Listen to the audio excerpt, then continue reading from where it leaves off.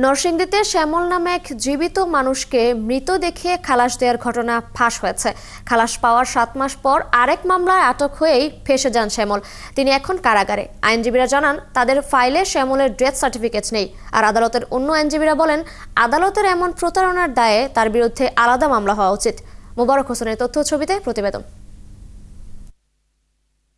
কাগজে কলমে নরসিংদীর মনোহরদী উপজেলার খালিয়াবাদ গ্রামের শ্যামল মৃত। 2015 সালের 8 নভেম্বর নরসিংদীর অতিরিক্ত জেলা ও দায়রা জজ আদালতে কমলা বানু হত্যা মামলার আসামি ভ্যান চালক শ্যামলকে মৃত দেখানো হয়। এর আগে তাকে মামলার প্রধান আসামি শরীফ মিয়া সহ গ্রেপ্তার করা হয়েছিল। পুলিশ দুজনের বিরুদ্ধে চার্জশিটও দেয়। পরে জামিন নিয়ে বের হয়ে আর আদালতে হাজির হননি শ্যামল। চলতি বছরের 20 মার্চ মৃত হিসেবে মামলা থেকে খালাস পেয়ে যান শ্যামল মিয়া। শিয়া বাটার ও ভিটামিন ই সমৃদ্ধ lily glam beauty soap. Lily, always beautiful.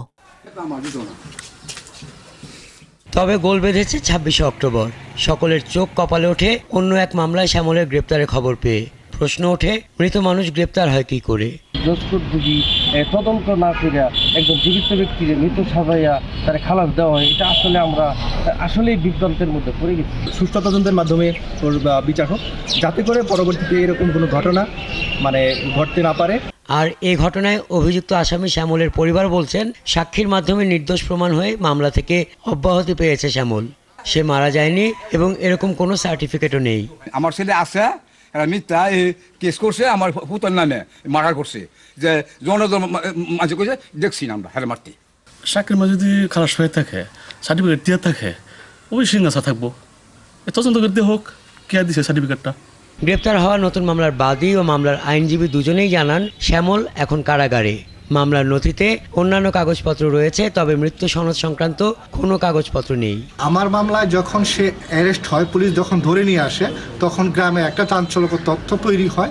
সে আদালত থেকে হত্যা মামলা থেকে মৃত বলে খালাস নেয়। 14 সালে সে কিভাবে সে মৃত করছে, 15 সালে এখন আমরা জানতে পারছি। আমরা তো মনে করছি চলমানই আছে। এ ব্যাপারে মনোহরদী থানার ভারপ্রাপ্ত কর্মকর্তা জানান চলমান একটি মামলায় শ্যামলকে গ্রেপ্তারের পর জেল হাজতে পাঠানো হয়েছে।